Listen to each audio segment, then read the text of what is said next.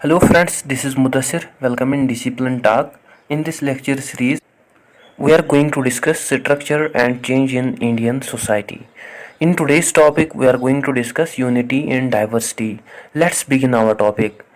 जैसे कि हमने प्रीवियस वीडियो में पढ़ा about the linguistic and religious composition of India, जिसके थ्रू हमें क्लियर आइडिया मिलता है कि जो इंडिया है ये एक मल्टीलिंगुअल और मल्टी रिलीजियस कंट्री है और इसमें हमें यूनिटी देखने को मिलती है all over the country.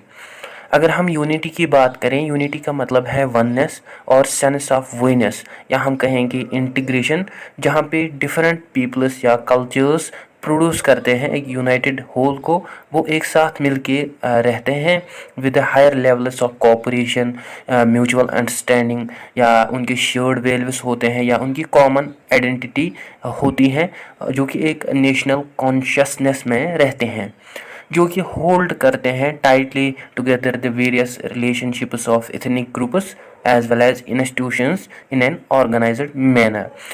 So through the bonds of structures, norms and values. So इसको हम डिस्क्राइब करते हैं as a social psychological condition. However अगर हम यूनिटी की बात करें, इसका मतलब यूनिफॉर्मिटी नहीं है, मीन्स सिमिलैरिटी। बट अगर हम यूनिटी की बात करें, ये जन्म लेती है फ्रॉम सिमिलैरिटी। जो अगर हम इसके रिवर्स मीनिंग की बात करें, टर्म यूनिटी को अगर हम रिवर्स वे में डिफ़ाइन करें, इसे हम बोलेंगे फिर कलेक्टिव डिफरेंसेस या डिसिमिलरिटीज़ फाइंड करना among the people biologically, religiously as well as linguistically. Mainly जो इथनिक डाइवर्सिटी है, इसको हम परसीव करते हैं on the basis of biological diversity. इसी तरह जो रिलीजियस डाइवर्सिटी है, इसको हम विजुअलाइज करते हैं on the basis of religion और फेथ। इसी तरह जो लिंग्विस्टिक डाइवर्सिटी है, इसको हम मार्क करते हैं on the basis of languages spoken by any group of people. All these differences को हम मद्देनज़र रख के हम कह सकते हैं कलेक्टिव डिफरेंसेस या क्वालिटीज़ या कंडीशंस ऑफ डिफरेंट पीपल्स और डिफरेंट कल्चर्स जो कि एक साथ मिलके रहते हैं। अगर हम इसके सोर्सेज की बात करें, कई सारे सोर्सेज हमें या डाइवर्सिटी के देखने को मिलते हैं, जिनको ट्रेस किया गया है through the variety of ways.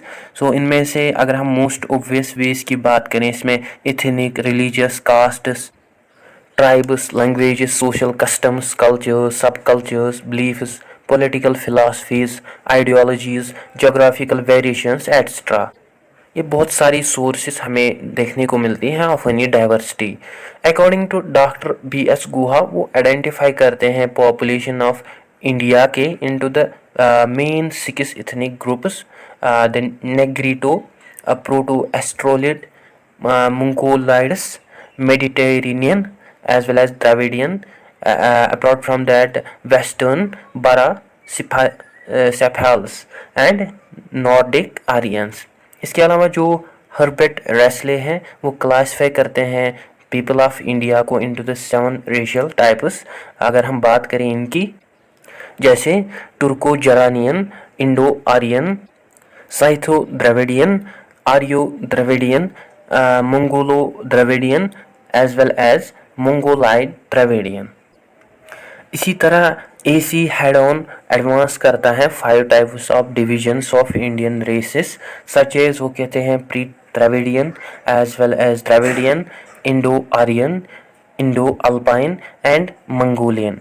Next जो J.H. हुटन है, वो सक्सेशन लिस्ट देता है रेसेस ऑफ इंडियाज़ के। वो डिस्क्राइब करता है जो नेग्रोटाइज थे, वो अर्लीस्ट ऑक्यूपेंट्स थे इंडिया के। देन उसके बाद एस्ट्रोलिड आए, जो कि बिलीव किया जाता है कि वो प्री द्राविडियन और प्रोटो एस्ट्रोलिड रेस से बिलोंग करते हैं।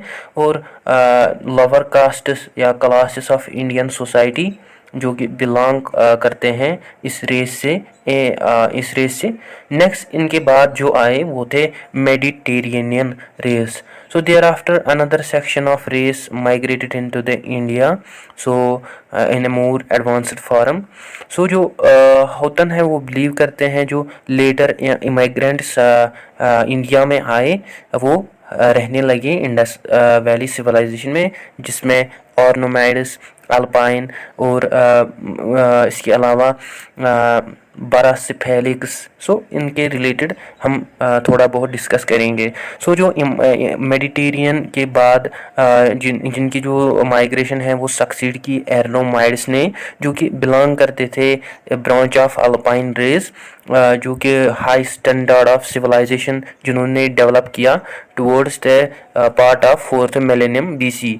देन इनके बाद हमें एर्नोमाइड्स देखने को मिली, जो कि जो ये एर्नोमाइड्स हैं इनको सक्सीड किया फिर बेरासिफेलिक्स ने, जो कि एक रेस है, एंड मंगोलाइड्स। सो देयर आफ्टर जो इंडो आर्यन रेस हैं वो हमें देखने को मिली, जो कि जिसमें हम इंक्लूड करते हैं डिलोकोसिफेलिक, जो कि इमाइग्रेट हुए फिर डिफरेंट रीजन्स ऑफ इंडिया जैसे पंजाब अराउंड 500 BC।